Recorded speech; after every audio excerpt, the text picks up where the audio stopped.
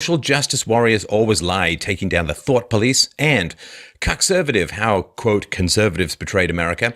He's also a professional game designer and maintains a pair of popular blogs, Vox Populi and Alpha Game. He is also the lead designer of next generation Wikipedia replacement Info Galactic, and also runs Castalia House Publishing. Most recently, and most importantly, he has released his collected columns, Volume 1, Innocence and Intellect, 2001 to 2005. We'll put the links to all of this below. Vox, thanks so much for taking the time today.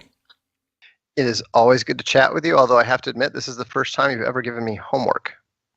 Well, yes, so we're going to talk about Crime and Punishment, the greatest novel, in my view, to come out of the 19th century, unless you like your things shorter, in which case Turgenev's Fathers and Sons is good, which I actually adapted into a play when I was in theater school and ran for a summer in Toronto. But yes, so you've read the book since we last talked, and we're going to assume that people have some knowledge of the book. I don't want to sort of give people the run through. And even if you've never read the book, this is going to be a great chat anyway. So what was your impression? What were your thoughts on the book? Well, I'd read the book before. This was not my first time reading it. And what really struck me this time was that I was very slightly, less impressed with it this time than I was back when I'd read it I think I'd read it twice before, once in high school and another time either in college or recently after, right after graduating. And I was kind of wondering why that was. And what I realized was that I'm now reading it somewhat with the eye of an editor. And so it was interesting to me that I was able this time to pick up the fact that it was written as a serial rather than as a coherent novel structure. Oh, he had a terrible methodology for writing books.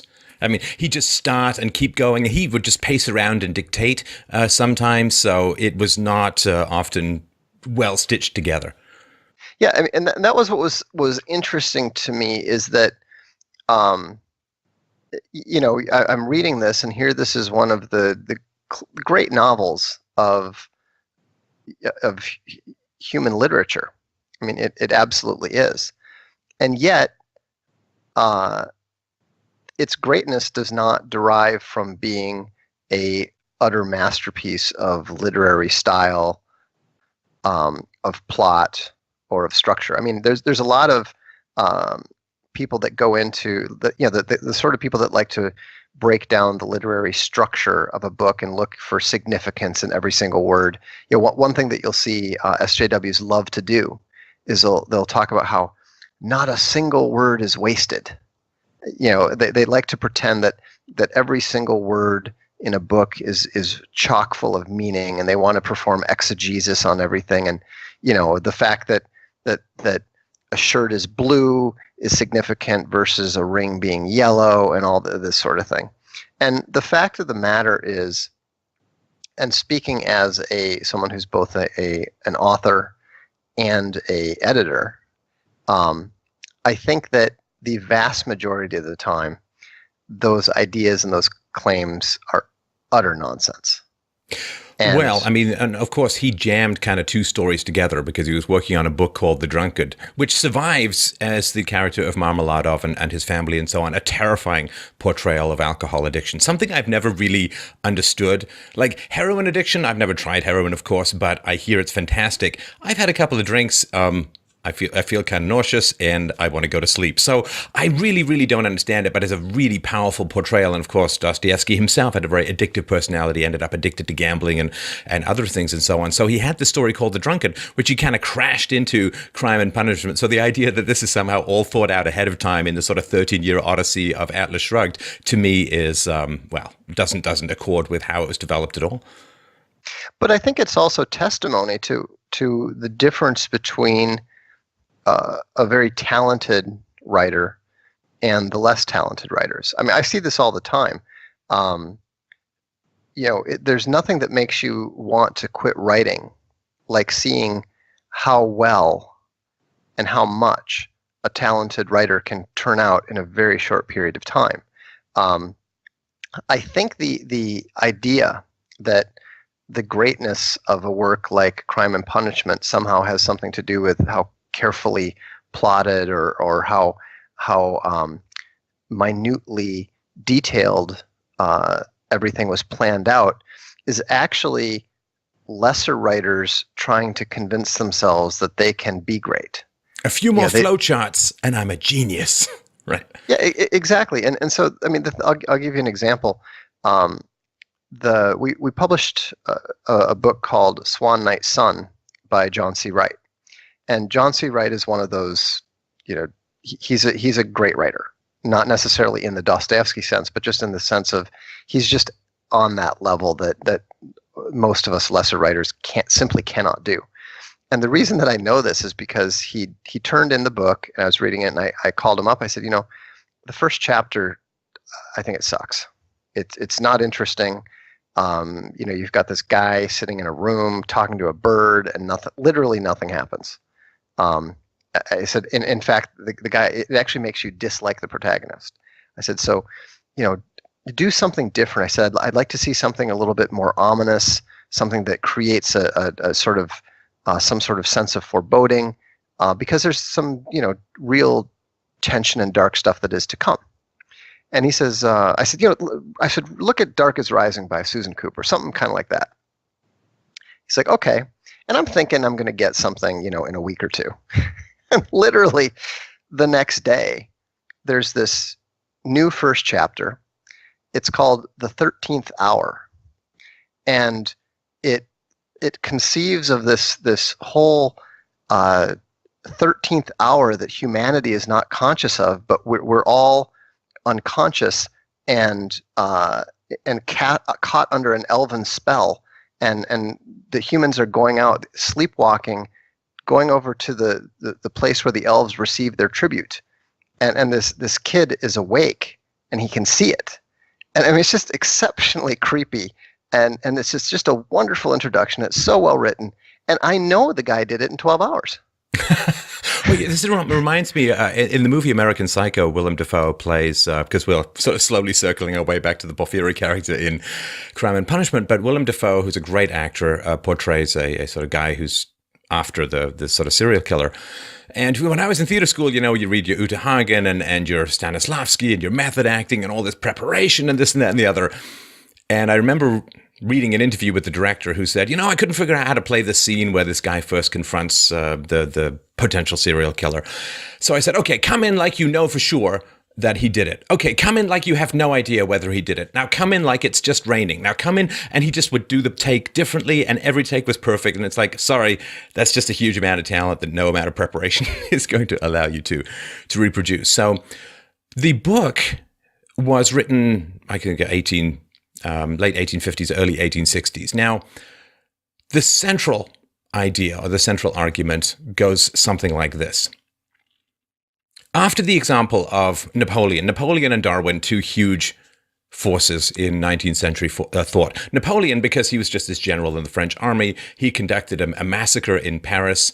He abandoned an entire army in Egypt. And he also, of course, lost 500,000 men invading Russia, which seems to be a disastrous habit of Western Europeans over history.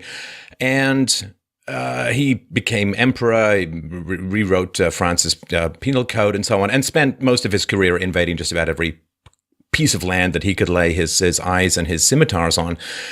And this was just an act of will. This was just an act of will. And he was a criminal in many ways. He broke laws. He killed huge numbers of people. He rewrote the map, and he became sort of a great man. So that combination of what was called the Übermensch, or the Superman, or the man who steps over, right? In Russian, crime is also synonymous with the word stepping over something. Can you step over ordinary human morality, legal morality, Christian morality? Can you just step over it, as so many people throughout history who are castigated as criminals in their lives and often end up with bronze statues, and they end up on postage stamps after their deaths. And so if you combine the will to power that Napoleon and others represented with this Darwinian explosion, the course of the Darwinian books, on natural selection and evolution were published some few years before Crime and Punishment, wherein this bland animalistic striving for domination, which is the sort of pyramid of the animal kingdom as a whole, the will to power over political structures combined with the scrubbing of the soul and of divine commandments and the looking at the sort of bare forked animal triumphing and eating and hunting and screwing and reproducing and so on, gave people a very, very tremulous sense of a bare, amoral universe of striving for power. Of course, Nietzsche was talking about this a lot, but Nietzsche, of course, was after Dostoevsky. And I know Nietzsche found out about Dostoevsky later in Nietzsche's life, a couple of years before he went crazy, so didn't have much influence. Although, to be fair, Nietzsche did say that Dostoevsky was the only psychologist he had anything to learn from.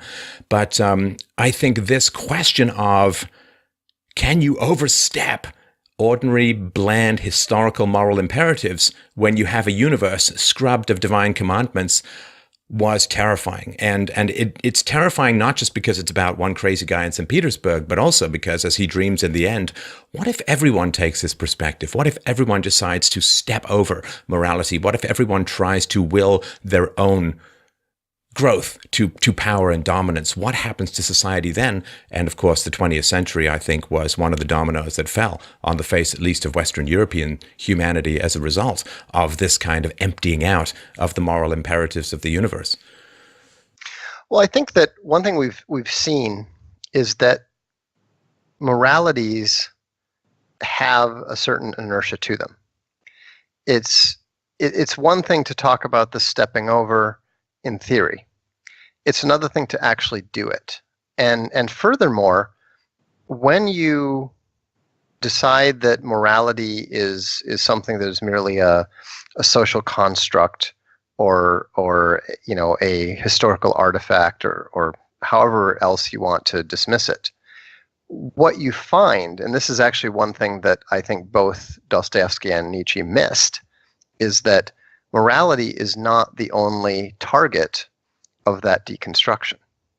I mean, what we've seen is that everything becomes subject to that. The concept of the nation, the concept of states, the concept of sexual gender, the concept of what is and what is not human. All of these things are suddenly up for deconstruction. And I think that is a development that even the best minds of that century did not, and obviously could not, have foreseen. They were focused very much more on the religious aspects of it. There's so much. It's so common when you talk to people in college or smart folks that are being tempted to transgress and are being tempted to dismiss those and test those limits. So much of that tends to come down to a very simple and very focused perspective on what they happen to want that they need to transgress to get. So for most of us, it tends to involve having sex in some way that morality or tradition would frown upon. But there are also other things. In Napoleon's case, it was he wanted to conquer Europe. It was the whole national boundaries thing he had a little trouble with. But I think it's interesting that there's no limit to that deconstructive process, and so we get to the point where even the most basic Aristotelian logic, A cannot be not A. Was it law of exclusion? Suddenly, even that gets deconstructed, and so we literally lose our ability to reason. We lose our ability to do science. We lose our ability to even communicate effectively with other human beings, because suddenly is no longer necessarily means is. And so I think that the brilliance of Crime and Punishment is it shows us that first fatal step towards, towards whatever you want to call it. I mean, I don't even think that nihilism, the nihilism that people complained of, and that the radicals wanted to disavow. They said that his anarchism, Dostoevsky's anarchism, the portrayal there is not what we mean by it.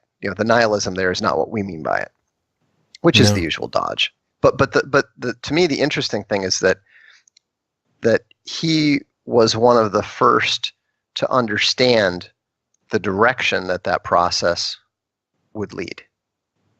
And that it becomes cowardice to obey traditional, sensible, moral rules. This to me is one of the fascinating. So the very brief setup for the story is that Raskolnikov is a student, and he's run out of money because his family's poor. And there's this vicious, nasty, parasitical, ugly, greasy-haired old woman who's a pawnbroker, right? She takes goods from desperate people and gives them a little bit of money, and if they don't pay her back, she gets to keep the goods. She's considered parasitical. And she has this kind of idiot sister who is gentle and nice and sweet and all that. And Raskolnikov, of course, is possessed by the idea, and the idea comes out of ideology. The idea comes out of an essay that he writes, which is that a man wills and a man takes, and all of these moral rules are basically set up for cowards to obey their betters. You're either a master or you are a slave. You are either an Übermensch or an Untermensch, right? You're above rules and you make your own rules and you have the will to power and you glory in all that you can take and possess in the world, or you obey these silly little rules and that are just set up to weed the strong from the weak and so on. And he says, well, why not just kill this old woman and take her money so that I can go and complete my education, so that I can save my sister from a bad marriage, so that I can enrich my family. And I'm going to take her money, which she's hoarding and keeping in her grim little pawn shop, and I'm going to release it, and I'm going to spend it, and I'm going to help people, I'm going to save people, I'm going to do all this good with this money, which is kind of bound up in this nasty old vermin's lockbox under her bed and so on. But then he sleeps. And he decides to do it. Well, actually, right before. And the dreams are fascinating in Dostoevsky. And they're described so vividly, I can't help, Vox, but think that he must have had these dreams. These are not dreams that you make up. Right. But the dream of the horse beating right before he's going to go and commit the murder. He sort of spends his time crawled up like a little corner spider in this room that's barely a cupboard on the 5th floor of some rickety old house, and he owes all this money to the landlady and avoiding her and terrified and frustrated and anyway, he has this dream. I'm sure because you've just read it. It's a really terrifying, powerful dream that I thought was going to have him not do the murder. Well, it's the dream is horrific, and in some ways, to modern sensibilities, it's probably even more shocking because it's violence directed at an animal. But I think the important thing of just to quickly describe the dream, basically he's a child and he's watching a drunken man essentially mistreat a horse by causing it to drag more weight than it's capable of, and then in his drunken anger at its inability to do the impossible, he then more or less beats it to death. And it's tragic. It's horrific.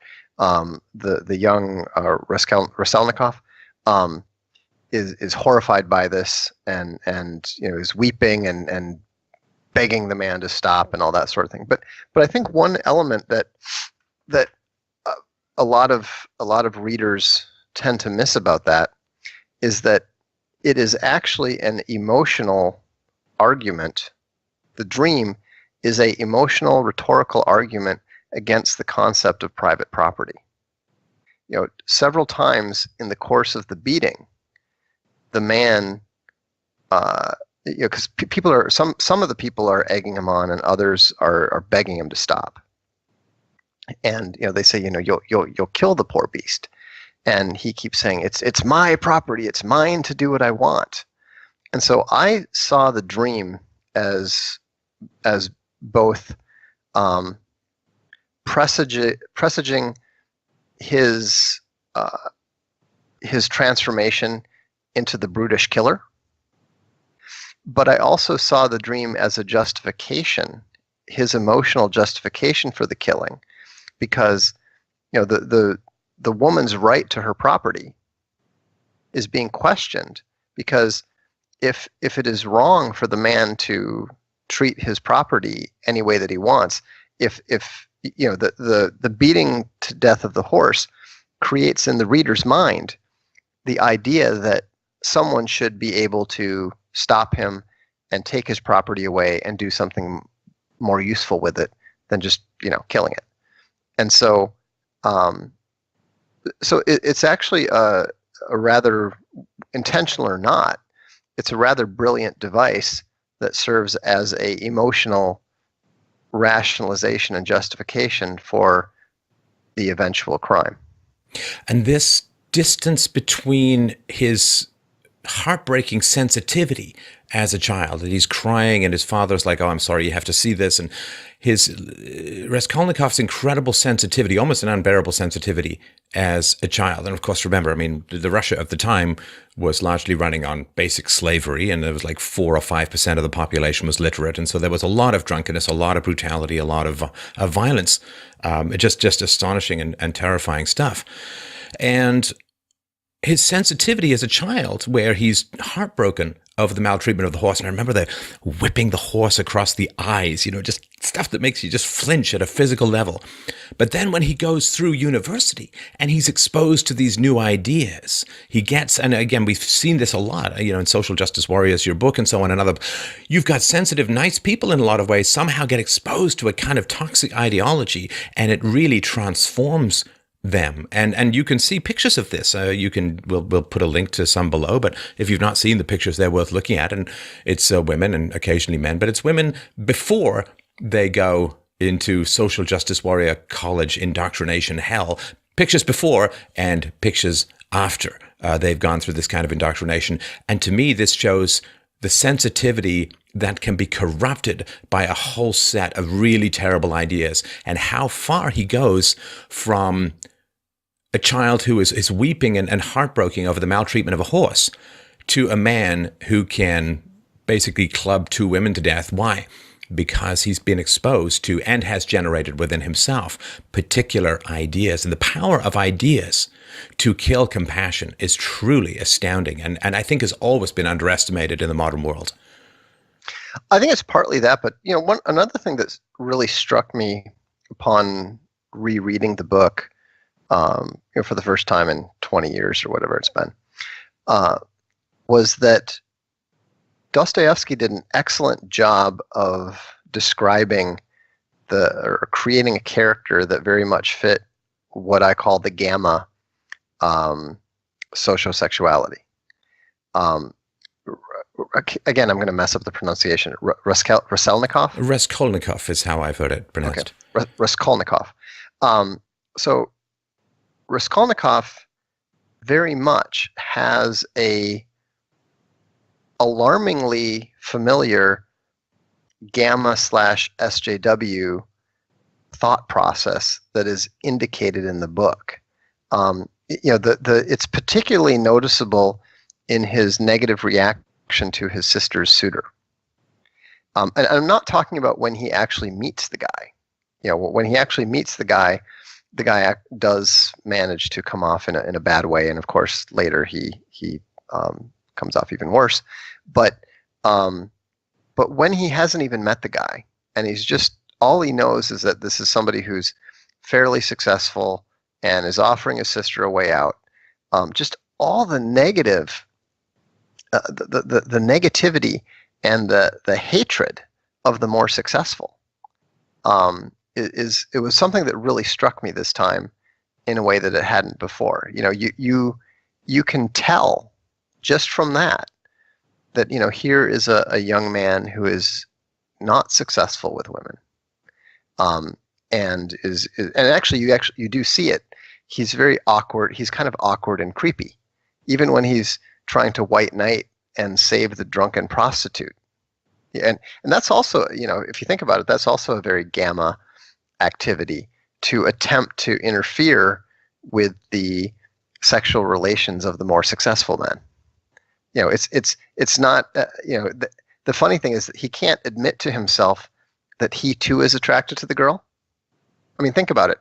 Why is he following her in order to stop this guy and all that sort of? It's because obviously he's attracted to her too, but he can't even admit that to himself. He just has to play the role of the white knight, and of course, fruitlessly, as we know, because the police end up not getting involved and so forth. But so to me, that it was.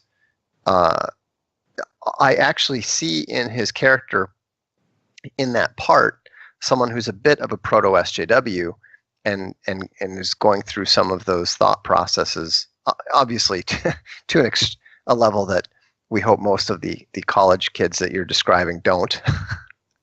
Well, it is remarkable, of course, that he's so concerned with exploitation, and of course, this is a trite. Like I say, a sort of cliche of the social justice warrior, the leftist stuff, very, very concerned with exploitation.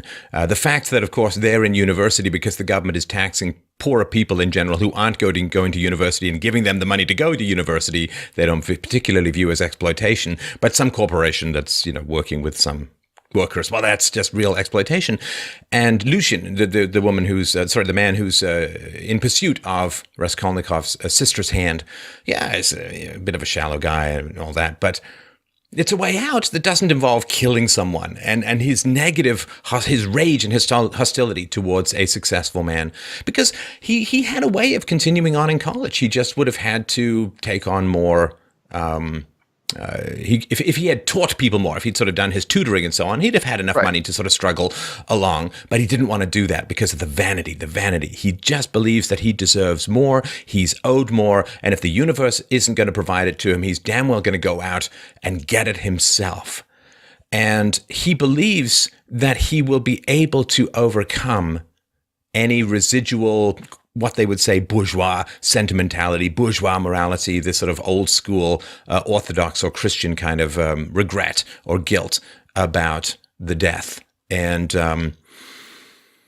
that he is not able to achieve. And I think that is fascinating. There's a bit, I sort of wrote it down, and I remember it the very, very first time that I read it, where he has this idea that he's going to be like Napoleon. He's going to be one of these great men who does whatever they want to achieve their power.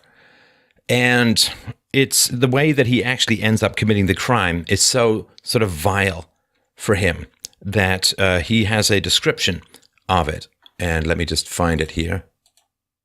Oh, yes, here we go. He said, no, those men are not made so. The real master, to whom all is permitted, storms Toulon, makes a massacre in Paris, forgets an army in Egypt, wastes 500,000 men in the Moscow expedition, and gets off with a jest at Vilna. And altars are set up to him after his death, and so all is permitted. No, such people, it seems, are not of flesh, but of bronze, right? So he's talking about how he's enraged, and this is part of the rage of the, quote, successful. Napoleon gets to do all of these incredibly insane, murderous things, destroys countries, 500,000 men he leaves to freeze to death in Russia, and he's fine. And then he says, one sudden irrelevant idea almost made him laugh. Napoleon, the pyramids, Waterloo, and a wretched, skinny old woman, a pawnbroker with a red trunk under her bed. It's a nice hash for this policeman to digest. How can they digest it? It's too inartistic. A Napoleon creep under an old woman's bed. Ugh, how loathsome. And that, to me, is truly an astounding moment. I remember reading that going, because he gets, his prose gets inside your, like spiders being released in your bone marrow, like he gives you bone shivers deep in the darkness. And this idea that Napoleon is off there conquering the world and he's crawling around under an old woman's bed with blood all around him, trying to ratchet out her savings in a tin box. I mean, this comparison, the artisticness of it, this artistic nature, I find a lot of people in my life, when I was young in particular, paralyzed by a feeling that they could not create the image of what they wanted in the way that they wanted, and that prevented them from moving forward. They had an image of themselves as glorious, and they weren't willing to do the necessary work to get there. You know, everybody wants the Oscar, nobody wants to do summer stock. And I think that narcissism and belief that you should be granted what you want without having to climb the steps to get to the top floor, I think is really powerful. And there's no sense in my mind that Napoleon would ever have thought like that, although he wanted to be like Napoleon. Well, I think the thing that's so hard for a lot of people is that, you know, life is unfair, and undeserving people do get handed opportunities and successes, and it just doesn't seem fair. You know, and I'm sympathetic to people who feel that way, you know, because there is no equality in that sense. There is no fairness in that sense. But the reality is that the solution to it is not going to be found in trying to create your own unfairness and trying to create, you know, committing evil to rectify those situations is not going to solve anything. And it is that the section that you're describing nicely illustrates the utter absurdity of the dichotomy, or of the huge gap between the way that these very vain, self-serving, self-justifying people see themselves and the grubbiness of their actions. And so, you know, it's kind of like, you know, if you've got some guy who is, you know, trying to groom a underage girl online, chances are pretty good that he thinks of himself as a great seducer. You know, and then, you know, the situation just looks absolutely ridiculous. You know, you've got you know, grubby teenage couples that fancy themselves Romeo and Juliet. I mean, it's the gap between who we are and how we want to view ourselves can be, you know, absurd at times. And I think Dostoevsky does an excellent job of illustrating that the absurdity of that gap in that scene. And it reminds me actually of one of the most important things I ever heard someone say to someone else. When I was in college, and a woman was talking to a grad student that was a friend of mine, and the woman said, I have all these great ideas in my head. I just can't seem to get them out. And the grad student very coldly said, "That's just a feeling. Those ideas don't actually exist. You don't know that they exist until you are able to articulate them either verbally or on paper."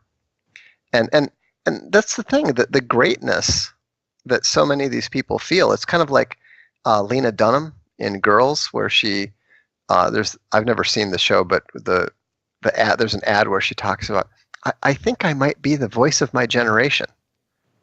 Well, you know, we certainly hope to God that she isn't. Right. but the point is that it is very common, especially for the not terribly accomplished, to feel that they have this undiscovered greatness within them. You know, for me, it was a real shock, you know, because I was always smarter than everybody else and whatnot.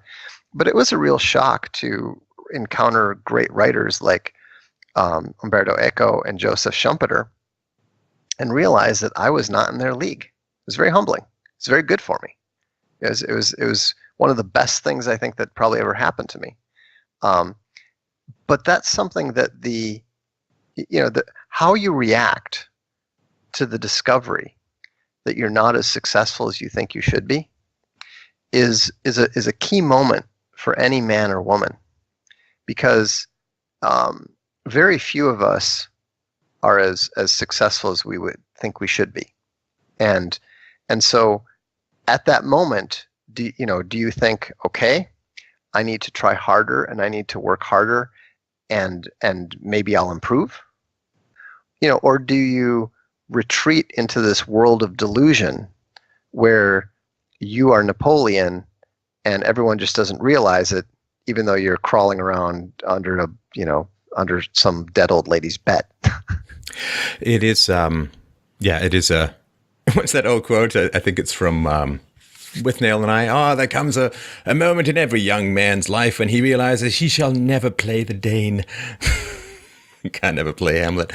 And I've known people like that. It is torture. And the other thing, too, is, Fox, heaven forbid you get all the success that you dream of, that you imagine, that you want. That seems pretty toxic as well. I mean, it's very easy to go and find books like Darkness Visible, right, by William Styron. It's very easy to go and find the essay that the woman who wrote, she's about a movie with Julia Roberts about when she goes off on her spiritual quest and so on. Eat, Pray, Love. Eat, Pray, Love. I was thinking Eat, Drink, Man, Woman, but anyway, Eat, Pray, Love. and how terrible it was. She bought this big house, she decorated it all, and then she kind of hated it and ended up moving to a much smaller place. And all her friends, she gave them money to fulfill their projects, which destroyed the friendship because she felt like she was chasing after them to see if they would actually fill. So the success that people gain, you can end up like J.K. Rowling, right? I mean, talking about how wonderful it is to have migrants while staying as far as humanly possible away from any effects of migrancy from the third world and so on. So even if you get the success that you all dream of, it doesn't exactly make yourself a wonderful place. It's something Sting said about the police. He said, the best time was somewhere between the van and the private plane. The van sucked, the private plane sucked, but right in the middle was something really cool. And the question, and I remember this from when I was younger, in my early 20s, I played Macbeth. And I remember sitting down with the director, who was an Iranian director. He was a fantastic guy, very, very deep. And we spoke a lot about the play before I did it. And I just remember saying, I have a bit of a problem that Macbeth strides in at the beginning, having just hacked down 850 peasants who are probably unarmed for the sake of the king. And everyone's like, yay, Macbeth, good job, you're a hero. But then he stabs one king, who was the guy who actually ordered him to kill all of these peasants. And that's like a terrible, terrible thing. Why doesn't he not sleep over the peasants? And this question between public and private crimes, to me, is very powerful. And it's touched on at times in the book. And I remember reading it thinking, God, please, please put the plug in the socket. Make this connection that one guy kills a pawnbroker, a terrible, vicious, evil crime. But great men kill by the millions and are applauded for it. And this is the torture that occurs in the minds of the moralist, that the private crime provokes great stress and anxiety and guilt and conscience. But the public crime produces adulation and biographies and statues. That, to me, is one of the horrifying divisions in morality that was one of its rotten centrists that caused it to collapse under the weight of the Superman and the Darwinian absolutes. Well, I think that there's definitely a distinction between the public and the private act, in the sense that, in terms of how it weighs on the conscience. Now, I've never been in the military, so I've never killed anyone with state sanction. But I grew up with men who did. My grandfather was he was not merely a Marine. He was called the Marine's Marine by no less than the Commandant of the Marine Corps himself. And my uncle actually later became a commandant.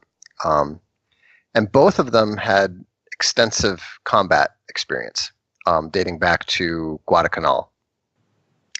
And one of the things that I thought was interesting about my grandfather was that I have never known a more cheerful man. I've never known a man who slept better. And he did, one of the last things that he told our family was he asked me to read his last words at his funeral. And one of the things that he said, and I've never known anyone who could crack up a bunch of people at his own funeral, but he said, I just want to let everyone know how good it is to die at home surrounded by loved ones instead of a bunch of screaming Japs. Right. And here you've got all these people crying and stuff, and everyone just cracked up because they could all hear him saying this. And I know for a fact that however many Japanese and Koreans and Chinese he had killed, it didn't weigh on his conscience, because I think that's part of the sanction of the state is what takes the responsibility away from the individual soldier. Well, not just the state, but the Nazis had the sanction of the state at the time, but after Nuremberg, there was considered to be the collective guilt of the Germans and so on. It's your peers, it's history, it's the historians, it's the moralists. It's not, the state and everyone else for all time. Right, Sorry, go ahead. But you're talking about two different things. We're talking about what actually affects the personal sense of whether it's a crime or not. And so, for example, it's not necessarily the state. In fourth generation war, the group that is at war is not necessarily the state. That's all. That is actually a construct. But the important thing is whether the individual personally feels a sense of responsibility for the act. For example, in Ender's Game, when Ender commits complete xenocide and wipes out an entire race, just about. We don't fault him for that because he didn't know. He thought he was playing a computer simulation. And so I think that it's a bit of a gradient in terms of we don't hold someone at all responsible when they have no knowledge of their own act. If Raskolnikov had been in a drunken stupor and then committed the same act, people would have held him less responsible, and he would probably hold himself less responsible too. And then when you have a sanctioned act, the individual feels less responsibility, and then when you have simply an act of private will, then that's when when people tend to feel the most guilt and feel the most responsible for those things. Now, I'm not saying obviously you can look at it from a moral perspective and say, well, the act is the act.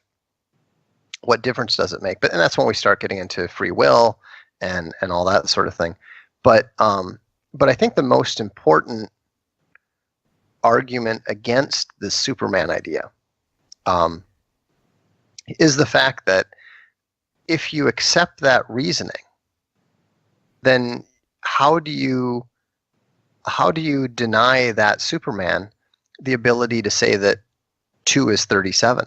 Right. Or that, if the Superman has the ability to transgress certain moralities, there's no reason, there's absolutely no defense, rationally, logically, against them being able to transgress anything else that can be described as a construct of any kind.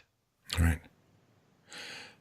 In the essay that Raskolnikov wrote, which the policeman Porfiry gets a hold of, and it's what leads him to really suspect that he's facing an ideological crime, because Raskolnikov doesn't really do much with the money he gets a hold of, and it's an ideological crime, a test of whether he is Napoleon or not, which he fails. And when Raskolnikov is talking, he really encapsulates one paragraph that I wanted to sort of talk about. He says to the policeman who's bringing up this article, he says, I maintain in my article that all legislators and leaders of men, such as Lycurgus, Solon, Mahomet, Napoleon, and so on, were all, without exception, criminals. From the very fact that making a new law, they transgressed the ancient one, handed down from their ancestors and held sacred by the people. And they did not stop short at bloodshed either, if that bloodshed, often of innocent persons fighting bravely in the defense of ancient law, were of use to their cause. It's remarkable, in fact, that the majority, indeed, of these benefactors and leaders of humanity were guilty of terrible carnage. Now, I don't know in the book, and whether Dostoevsky had a plan or was writing emotionally, it doesn't particularly matter, but I don't know if it's an argument to say no one should shed blood, or if he's saying no one who can't get away with it should shed blood. Did you see what I mean? Because he's pointing out that people shed blood in overturning existing traditions all the time and slaughter people who are nobly and bravely defending those prior traditions. What is that? What the hell is Dostoevsky saying? I mean, is Shakespeare saying to Macbeth, or to the audience through Macbeth, don't kill the king, or is he saying don't kill? Is Dostoevsky saying, don't kill anyone, in which case, why not write a book about the evils of Napoleon? Well, the problem is Napoleon didn't experience, I think, what he did as evil. Complete sociopath, complete monster. Like Stalin didn't revisit the scenes of his crimes. He didn't seem to be bothered in particular by what he'd done, the deaths of millions of people. Chairman Mao, with his black teeth and weird sexual practices, didn't seem to be guilty. So what's he saying? This is the really frustrating thing I have, Fox, with moralists, is that they seem to be saying, well, if you're really morally sensitive, don't do wrong. It's like, okay, got it. Most morally sensitive people aren't going to do wrong. But what about the wrong that is done by people who are completely conscienceless monsters? How the fuck do we deal with those people? Well, I mean, you deal with them in much the same way. I mean, once they commit an act, you hold them accountable, and that's that. I mean, the thing is, you're really opening up a huge discussion. I won't say a can of worms, because I think it's actually a good and useful discussion. But I don't think that, first of all, I think that there is, it's important to distinguish between the idea of thou shalt not kill and thou shalt not murder. They're two different things. They're literally in the Hebrew, they're different words. And so I think that we have a tendency to try to draw a binary distinction that simply does not exist philosophically. And no, I don't think that Dostoevsky is saying there is no reason to ever kill.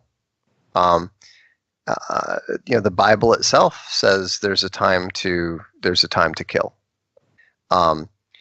But it's very clear. The whole "thou shalt not murder" is very, very clear.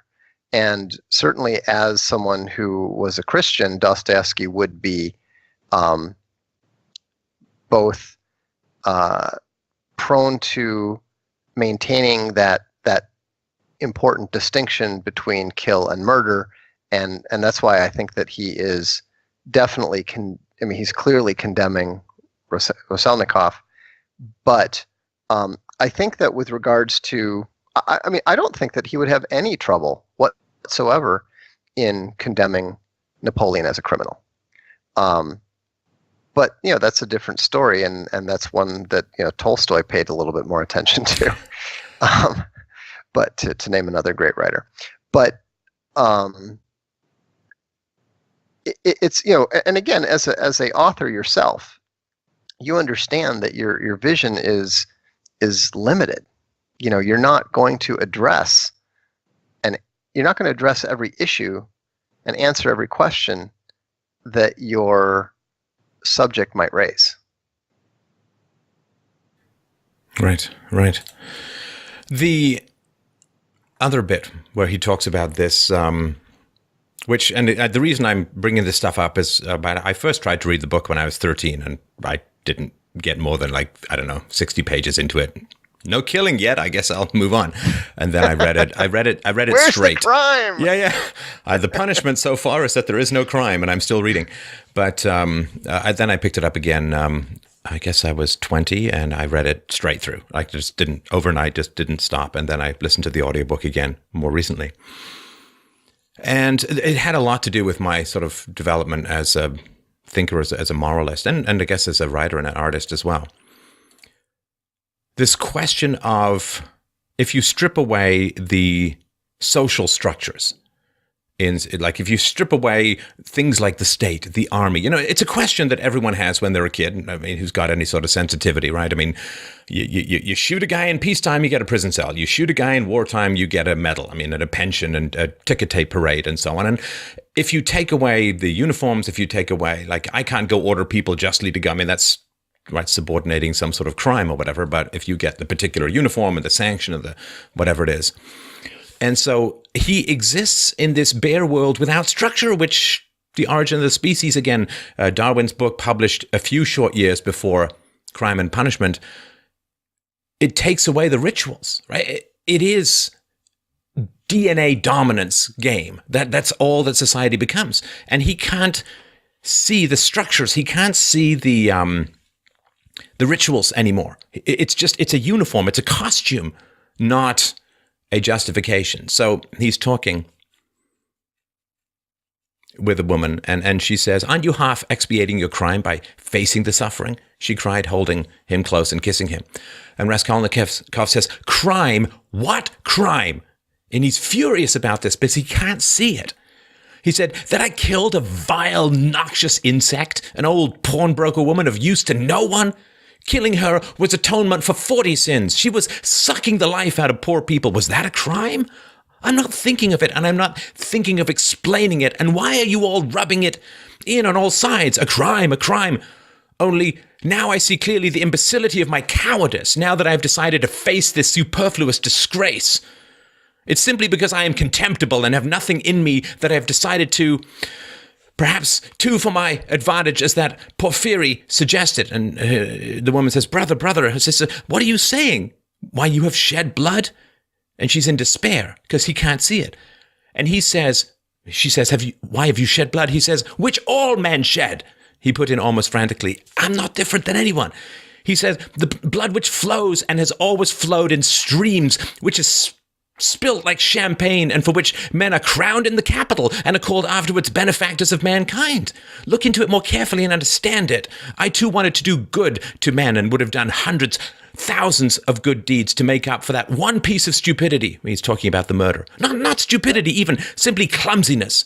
For the idea was by no means so stupid as it seems now that it has failed. Everything seems stupid when it fails. By that stupidity, I only wanted to put myself into an independent position, to take the first step to obtain means. Then everything would have been smoothed over by benefits immeasurable in comparison. But I couldn't carry out even the first step because I am contemptible. That's what's the matter. And yet I won't look at it as you do. If I had succeeded, I should have been crowned with glory. But now I'm trapped. And he says, "But that's not so, brother. What are you saying?" He says, "It's not picturesque, not aesthetically attractive. I fail to understand why bombarding people by regular siege is more honorable, right? Having a war. They have a war to take resources. I killed a pawnbroker to take resources. What the fuck is the difference?"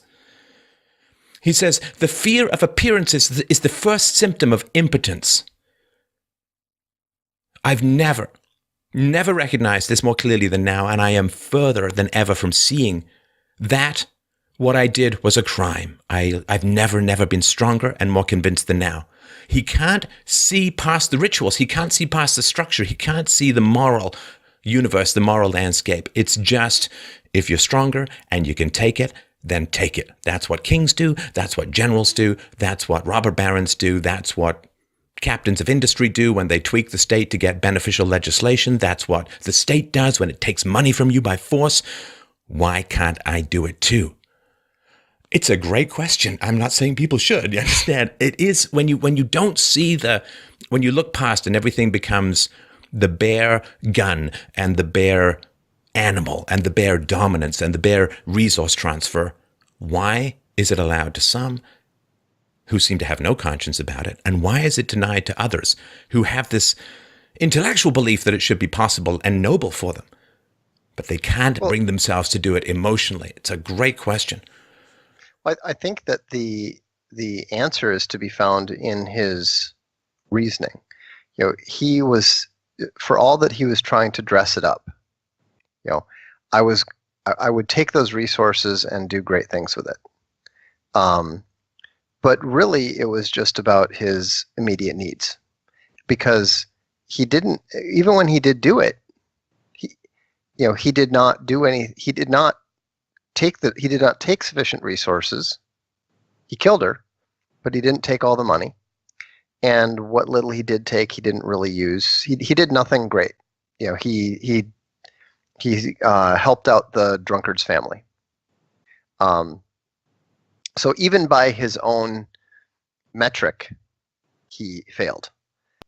It is one's genuine, true motivation that ultimately determines the morality of the act, because we know some acts, the same act can be moral or immoral.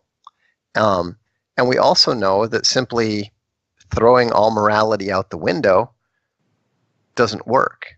It doesn't function for society. It doesn't function for individuals. Cannot function without it.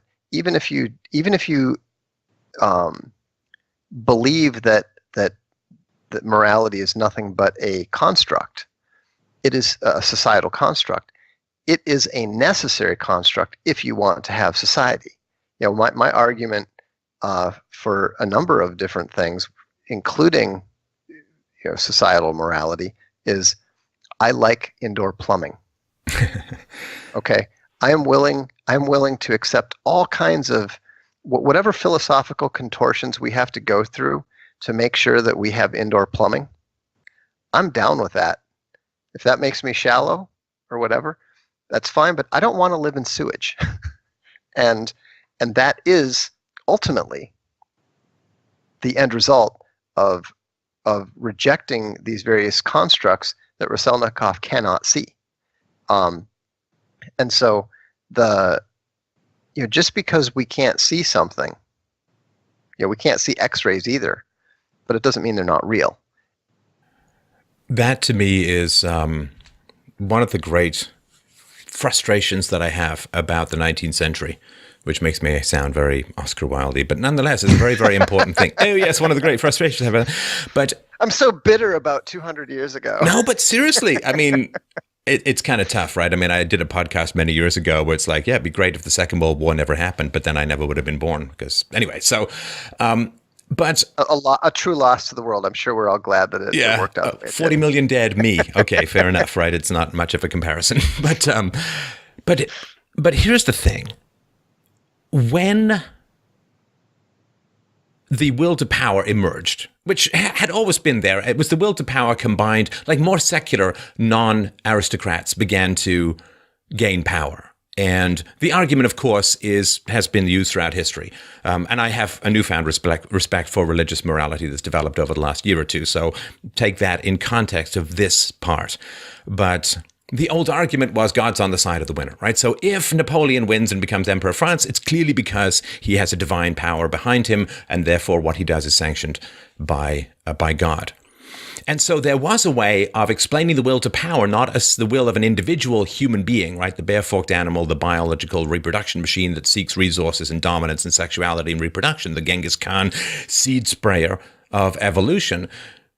It was sanctioned by the divine, and therefore there was a moral element to it. It was for the betterment of the world, the moving forward of the world spirit, whatever you want to call it. But when you have these adventurers, right, from Napoleon to Hitler to all of the people that were mentioned in Raskolnikov's essay and so on, when you have this will to power combined with the emptying out of divine improvement that came about partly as a result of rationalism and scientism and Darwinianism and so on, then you have a problem. And the problem is the will to power is now biological, not moral.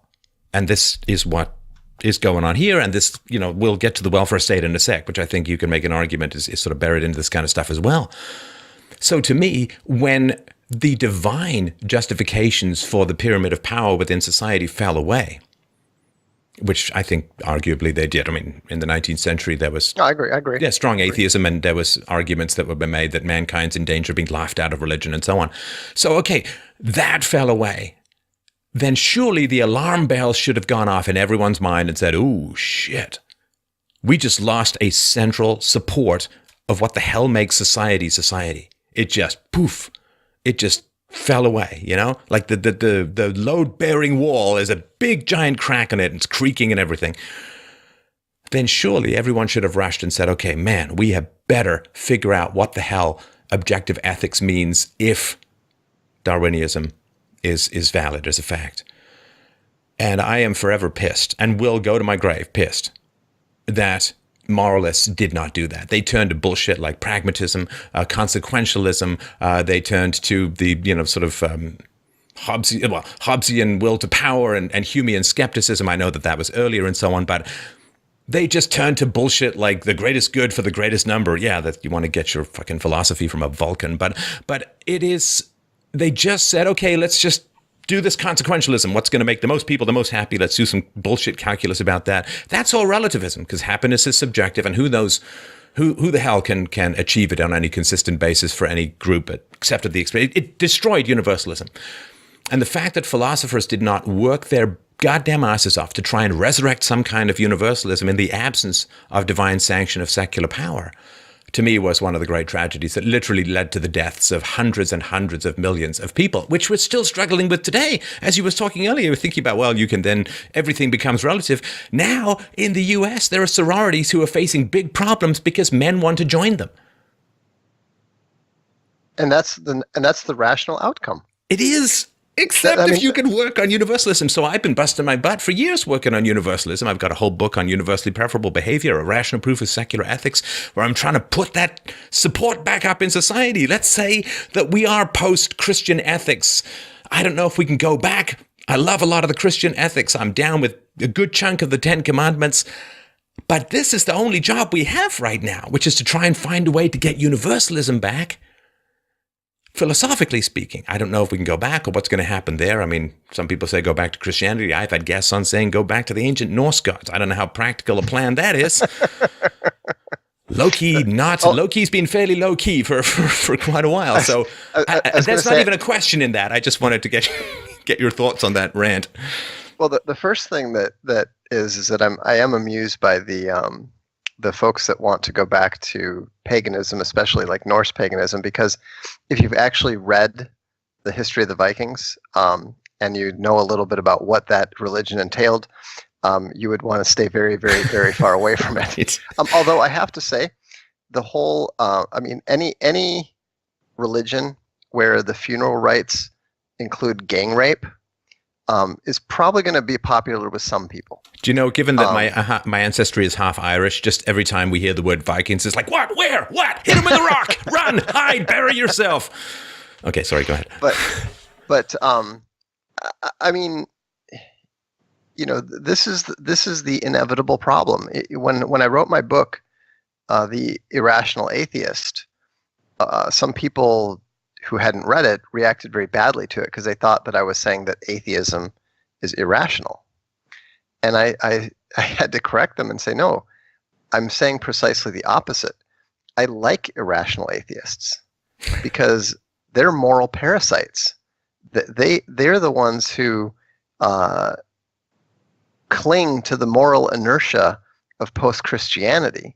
I said the ones who scare me are the rational atheists, because they're the ones who, you know, take it to the who quite rationally take that lack of universalism that you talk about and take it to some very dark places as well as some very silly places. As we're increasing, you know, we've seen the dark places in the 20th century, and thus far we're seeing the very, very silly places in the 21st century.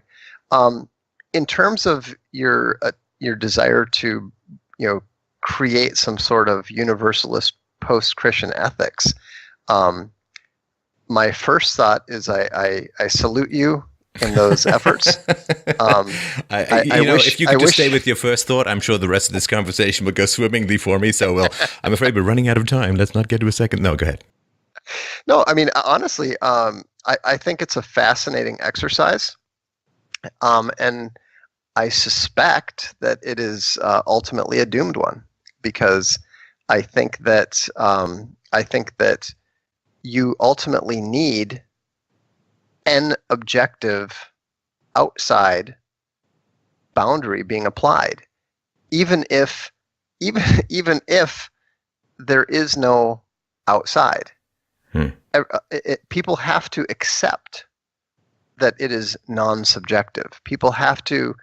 I would actually, given how humans are, I think that humans actually would have to accept that it is imposed upon them by an outside force. So aliens might work.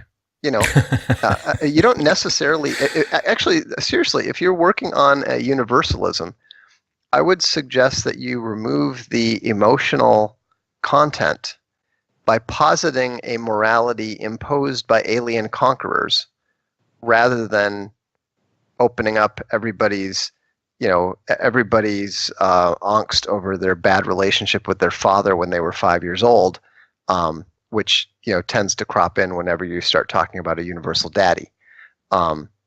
Which, by the way, is a great song by Alphaville. But they're forever young guys, right? Yeah, exactly. Yeah. But it's hilarious because they're German, and the same way that like they say "und" when in Forever Young, for some reason nobody ever told them that you say a universal, so everything is n universal. I just find it amusing, not a big deal. Totally trivial tangent there, but the point is that if you're trying to erect this universal objective morality that can be applied to everyone, you're going to end up with something that is going to look very much like these traditional religious moralities, and because you are a civilized son of Christendom, the chances are very good that you're going to end up with something that looks very much like Christian morality as colored by its pragmatic contact with the real world. There's a reason why Augustine wrote about just war.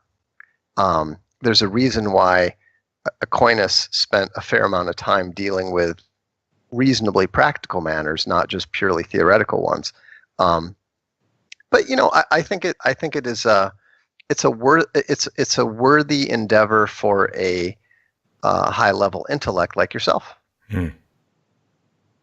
I just have to tell you that I know you write a lot of sci-fi and so on.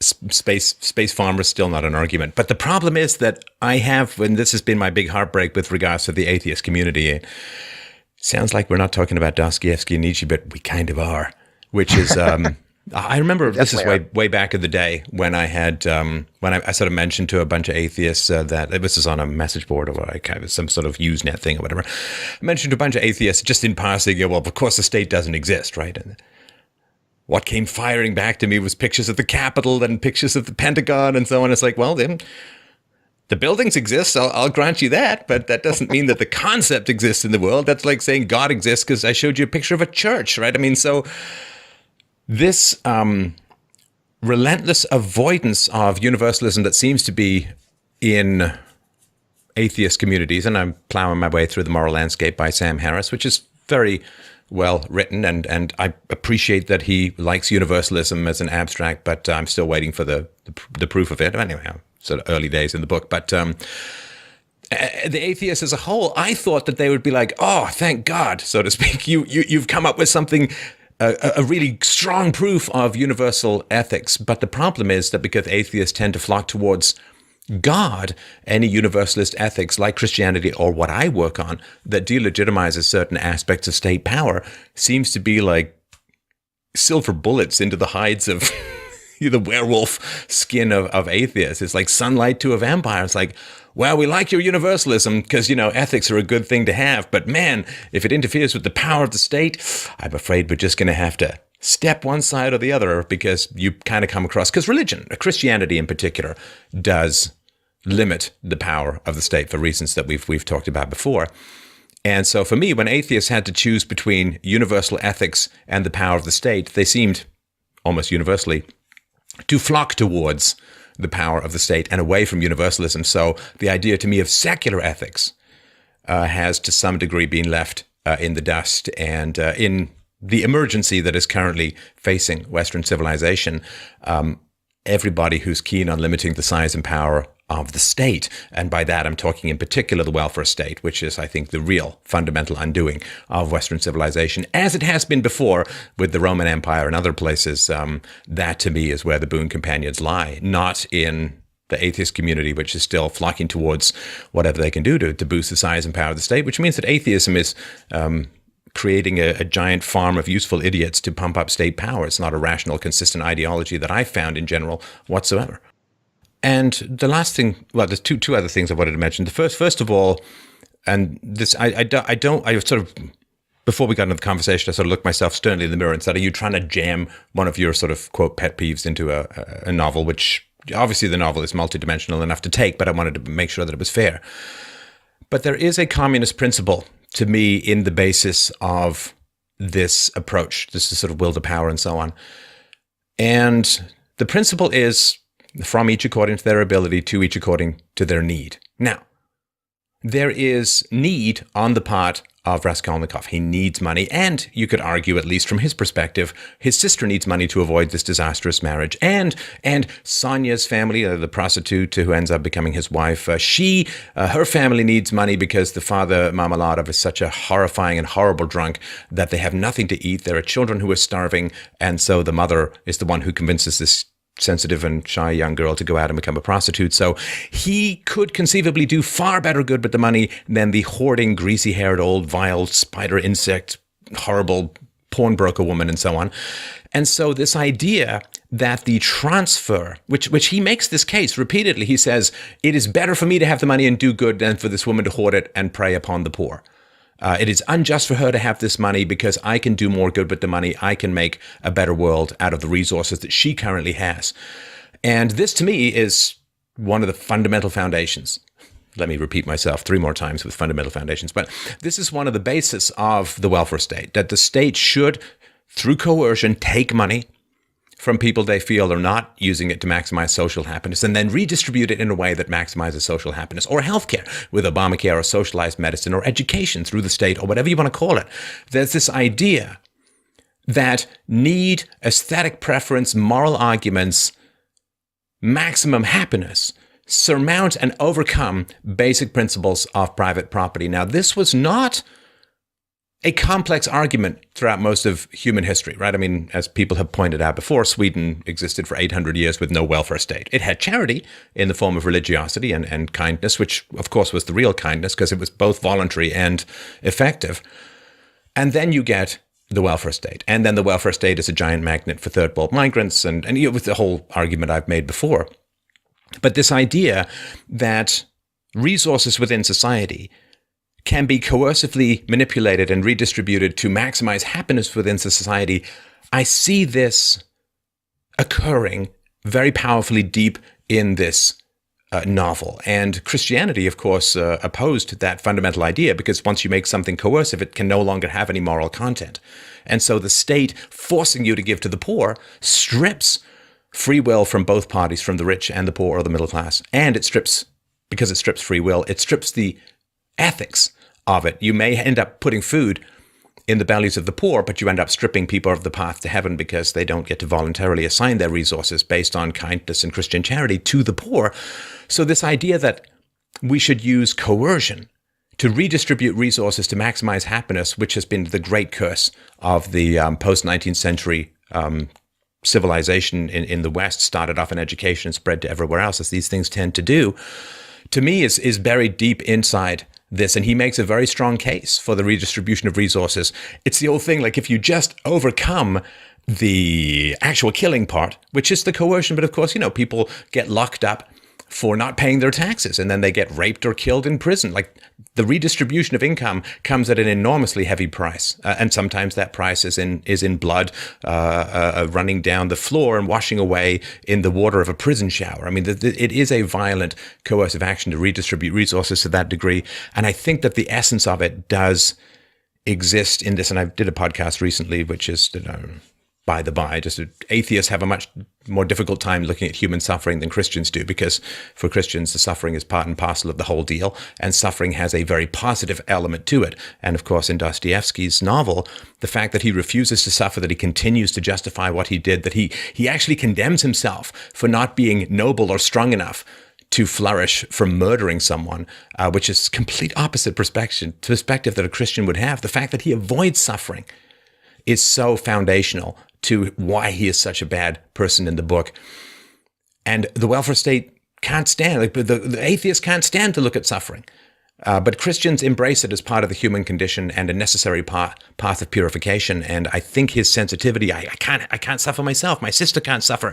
So I'm going to do whatever it takes to end this suffering. And this woman's suffering will be ending when she's died anyway. So I think that this addiction to coercion to fix problems of poverty or shortage of resources for certain groups, I think is kind of embedded in there. And it seems to have erupted in the 19th century with the fall of Christian ethics. Well, I think that Dostoevsky actually makes a very prescient point with the outcome, because the argument is as you say, but the response that Dostoevsky has to it is that is actually has a perfect analog to the real world, which is it doesn't work. He can make this argument all he wants, but the reality is that after he commits the act and can justify it, he then fails his part of the bargain. And that's exactly what happens with the welfare state. The welfare state does not increase net happiness. The welfare state impoverishes everyone. The welfare state actually, in some cases, if you tie it to immigration and so forth, the welfare state not only reduces societal happiness, it puts the existence of society itself at risk. I mean, you don't need to convince me of the coercive aspect of it. My father is in prison for 46 more months over U.S. tax stuff. And so, but here's the important thing about suffering is that, yes, suffering is something that we don't want to experience. But it is always true that there is some sort of silver lining. It was interesting to me that my father told me that he was more respected and treated better in prison than he ever had been as the wealthy CEO of a technology company. I mean, that was kind of remarkable, but what he's spent his time doing is he gets wrongly convicted prisoners out of prison.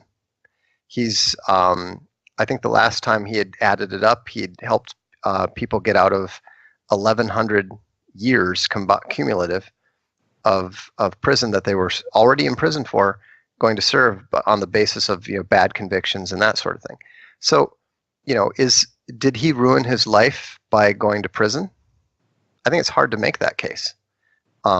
Despite the fact that you or I, looking at it ahead of time, would have said, "Oh, what a terrible thing, what a horrible mistake. This is just going to be pure suffering. No good can possibly come of it." And yet, I'm not sure. I'm sure my father would do things very differently if possible. But I don't think that he would think for a second. He would think that even he would say that no good has come of it. And right. So, yes, that may, and even from a non-Christian perspective. And so, now I personally would like to avoid as much suffering, physical and emotional, as anyone else. But it is helpful, I think, to understand that sometimes the cost of avoiding suffering can actually be worse. Right. Well, I think that is definitely true. And certainly in any clash between cultures, those more willing to embrace suffering will win, I think, almost without a doubt. So the last thing I wanted to mention, and this is a very, very short quote from the book, when Raskolnikov is talking about why he did what he did, or what his thoughts are about killing. He says, "The old woman was a mistake, perhaps, but she's not the point. The old woman was merely a sickness I was in a hurry to step over. It wasn't a human being I killed, it was a principle. So I killed the principle, but I didn't step over, I stayed on this side. All I managed to do was kill, and I didn't even manage that, as it turned out." And again, a lot of what Dostoevsky writes as Raskolnikov's words and his thoughts is very confused. And I don't know if that had to do with censorship or, how close artists can get to really, really explosive issues. But this idea that you can create a category of people and then kill everyone in that category without killing people because you're just destroying the principle, to me was one of the fundamental underpinnings of totalitarianism in the 20th century, and I guess even now. So you have categories wherein you can dismiss the content of people in those categories. You will see this Marine Le Pen, extreme right wing, because no one's ever described as extreme left wing, even though they're far more extreme than anyone on the right because they're out there in black clothing beating people up and so on. But you can create a category, a basket of deplorables, or much more aggressively in Soviet times, counter-revolutionary forces. You got this category, counter-revolutionary forces, whoever is in that category, or kulak, rich peasant, or bourgeois, and you can just put people in this category. Once they're in that category, they're dehumanized, they're your enemy, they're predator and your prey, or vice versa.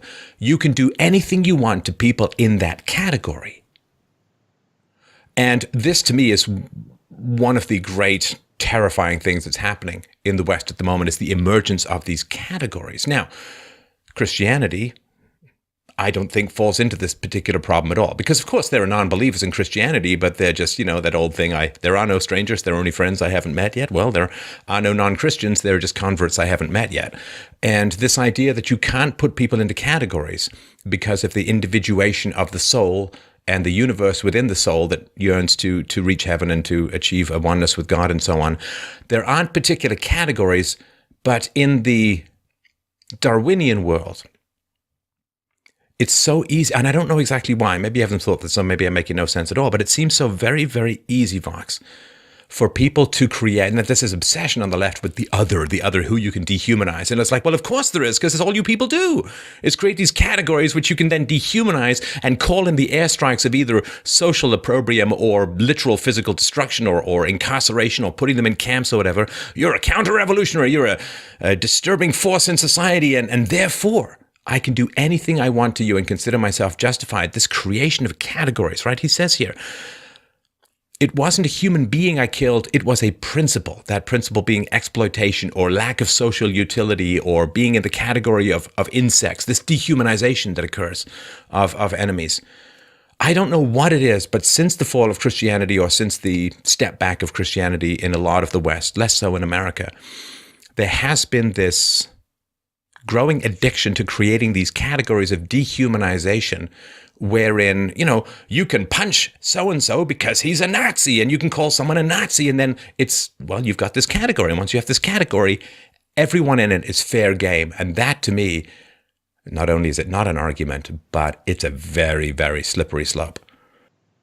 Well, I think it's a fatal slope for the left. I mean, if you saw I don't know if you saw the pictures from the Huntington Beach rally, but the Trump supporters were making mincemeat of the Black Bloc folks, and I think it's a very dangerous game to play this othering,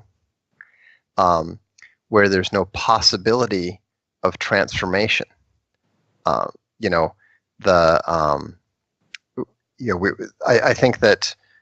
That's why, for example, Franco was always so vilified, was because he was counter-revolutionary, and worst of all, he was a successful counter-revolutionary. Nothing frightens them like Franco and Pinochet. I think that the left and that totalitarian mentality that you describe has a fatal weakness in it. Not just a practical weakness, not just the many philosophical and logical weaknesses, but the practical weakness is, never leave a rat without an escape route. Because if you're going to corner a rat, a person, a people, they're going to fight back, and I think that is the I think that is the fundamental error of the left, is once you've been othered, there's no reason for you to do anything but fight. And once they declare no quarter, there's no reason for you to spare them. And I think that it's a tragic thing. It's a foolish thing. And yet, what choice do we have once they've said there's no place for you in our society? the only possible response that we can have is, you can't run, you can't hide, you get helicopter ride. I mean, we can't negotiate with them because they have declared that we are deplorably non-negotiables. And so what we're seeing is literally a breakdown of civilization. Right. Well, that's why I've been working so hard on this book, which I still think that there may be a chance to win through words. And when I give that up, I'll step aside and observe with horror what comes next. So I just wanted to remind people about Vox's very fascinating and great work. We'll put links to all of his stuff below. You really, really want to check out Social Justice Warriors Always Lie, Taking Down the Thought Police, and Conservative, How Conservatives Betrayed America, and his collected columns. Here we go. His collected columns now with hair. Innocence and Intellect, 2001 to 2005. Well worth your time to peruse. Thanks a lot for a great chat. Please, everyone, get a hold of Crime and Punishment. You can find it on EPUB. It's available. It's of course, public domain now and all that. You can find it in text. There's a great version of it on Audible in audiobook format. Go get it. Listen to it. Read it. Think about it. Absorb it. It's powerful stuff. It's important stuff. I hate to say it's more relevant now than ever because it sounds like a cliche, but hey, it's more relevant now than ever. I'm still going to stick by that. And don't forget to check out Vox Populi and Alpha Game, Vox's blogs. Thanks much, brother. Great pleasure chatting. I'm sure we'll talk again soon. Always good to talk to you.